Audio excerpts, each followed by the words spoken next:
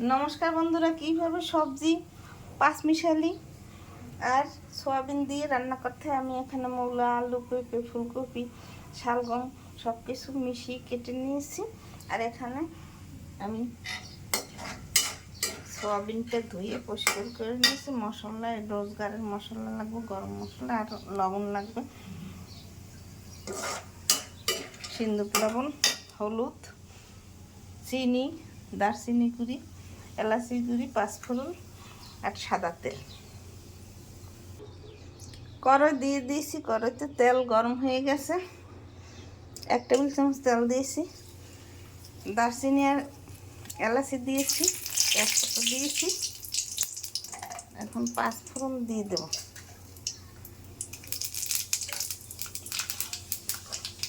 সয়াবিনটা দিয়ে দিলাম।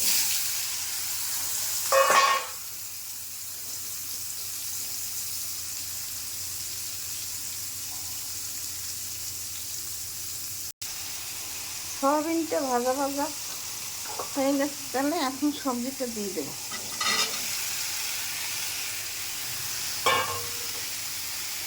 সবজিটা দিয়ে একটু সময় ভেজে নিতে হবে। এইভাবে 1 চামচ হলুদের গুঁড়ি, আধা চামচ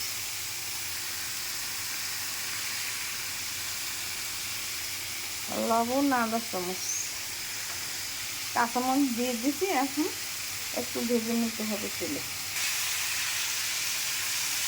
এখন 1 চামচ ঘি দিয়ে দিলাম।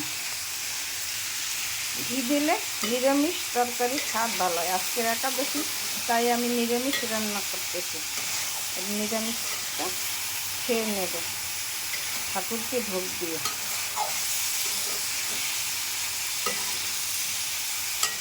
ভালো করে এটা ভাজতে হবে, ভালো ভাজানো হলে স্বাদ ভালো হয়।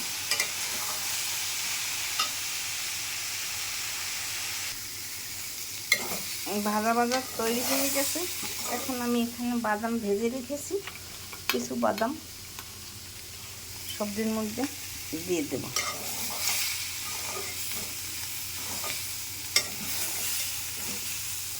আর অল্প একটু সময় ভাজতে হবে।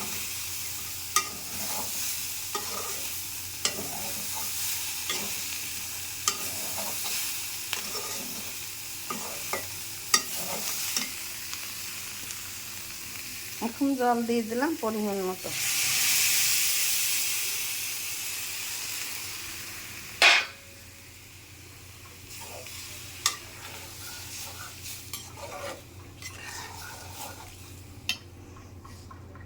এখন হলুদ গুঁড়ি, মরিচ, কাঁচামরিচ দিয়ে রান্না করবো, শুকনো মরিচ দেব না।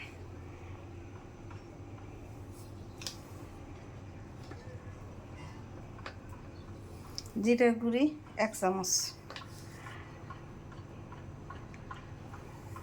ধনের গুঁড়ি 1 চামচ,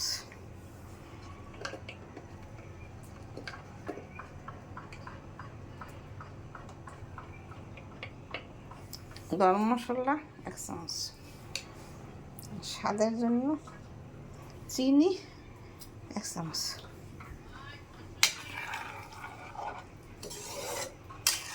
এখন ঢাকনা দিয়ে ঢেকে থবো, কিছু সময় পর এটা তৈরি হয়ে যাবে।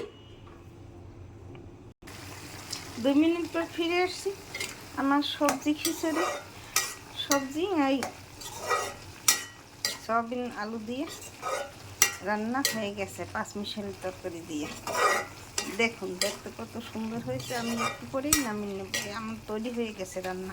এইভাবে আপনারা রান্না করে তৈরি করে নিরামিষ খেয়ে দেখবেন। একাদশীর দিন খেতে খুব সুস্বাদু হবে, দুর্দান্ত স্বাদ।